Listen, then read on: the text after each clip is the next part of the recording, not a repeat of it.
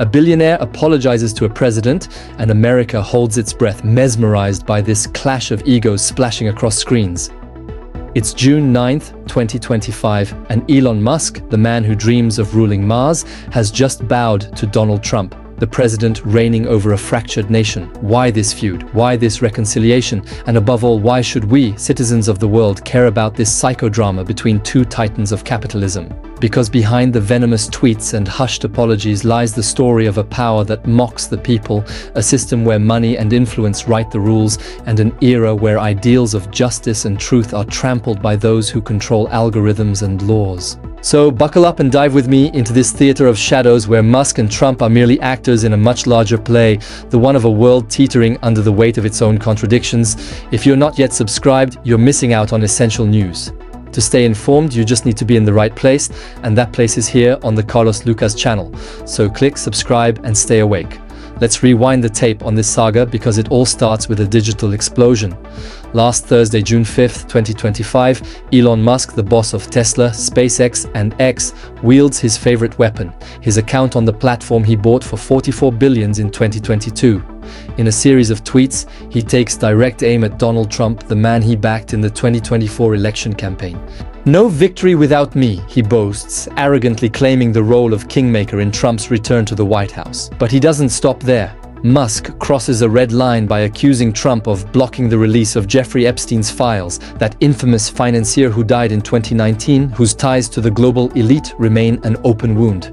These tweets aren't pebbles tossed into a pond, they're grenades. They shake the Republican establishment, already weakened by internal tensions, and set social media ablaze with hashtags like Musk vs Trump and Epstein files topping the trends. Netizens go wild, oscillating between biting memes and conspiracy theories. But behind the scenes, the counterattack is brewing. Musk's tweets vanish, erased under the threat of economic sanctions, whispers the New York Times. The message is clear: even a billionaire of Musk's stature can't defy the powers that be with impunity. And yet, this is only the beginning.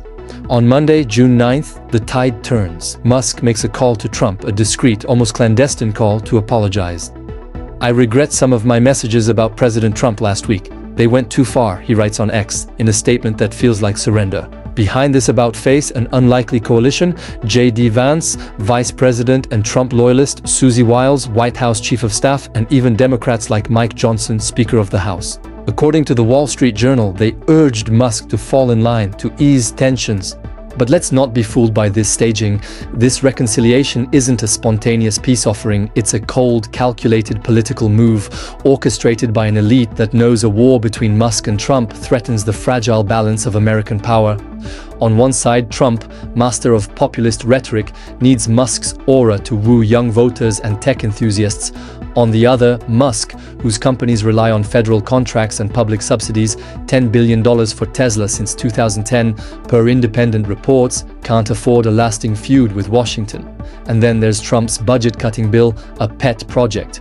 Musk, despite his apologies, refuses to back it, calling it insufficient. This isn't just a disagreement, it's a veiled power struggle to impose an economic vision, even harsher cuts that would favor tech giants at the expense of public services. Meanwhile, mainstream media downplay the affair, calling it a quarrel or clash as if it were a playground spat. But what they're not saying is the collusion between big tech and politics, those lucrative contracts, the complicit silence around Epstein's files, and an America where 1% of the wealthiest hold 32% of the nation's riches, according to the Federal Reserve.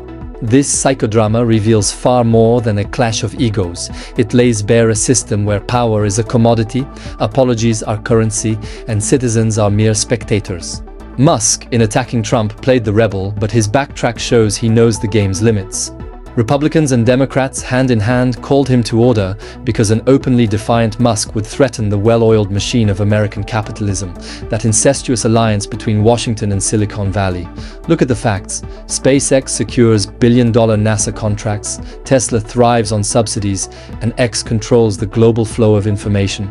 Musk isn't an outsider. He's a pillar of the system, even if he loves playing the provocateur. And Trump, he savors this symbolic victory, but knows Musk remains indispensable. When asked by the New York Post, he calls the apologies very nice, but dodges questions about moving on. At the Kennedy Center, pressed by reporters, he shrugs. "I haven't really thought about it." Calculated indifference because Trump excels at keeping the upper hand by leaving his adversaries in limbo. But dig deeper. This feud has deeper roots. Musk, sidelined from his unofficial role as first buddy at the White House, hasn't gotten over Trump's refusal to appoint his protege Jared Isaacman to head NASA. That snub fueled his resentment, but it doesn't explain everything. The Epstein accusations are a cluster bomb, striking at the heart of the secrets the elite protects.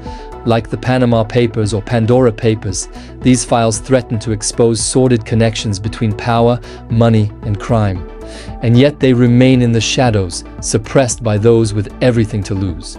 And what about us, you, listening, reading? Does this still surprise you? This sham reconciliation changes nothing for the millions of Americans struggling to pay rent, afford healthcare, or make ends meet while Musk and Trump play feudal lords. In the short term, Musk saves his contracts, Trump solidifies his image as the unchallenged leader, and the elite breathes a sigh of relief. But in the medium term, this spectacle fuels distrust. 62% of Americans no longer trust mainstream media, per a 2024 Gallup poll.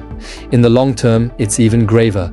This tech-politics alliance paves the way for an even more brutal surveillance capitalism, where platforms like X control what you see, what you think, while governments turn a blind eye.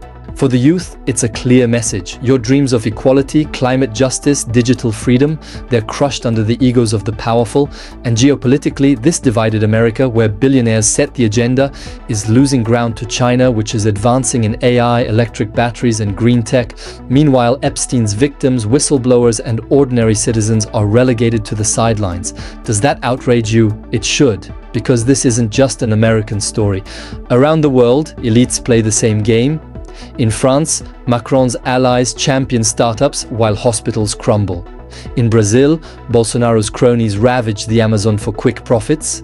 In India, tycoons like Ambani thrive while millions languish in poverty. Musk and Trump aren't exceptions, they're symptoms of a globalized capitalism that sacrifices people for profit. So, what do we take away from this chaos? That Musk apologizes, Trump gloats, and America keeps dancing on a volcano.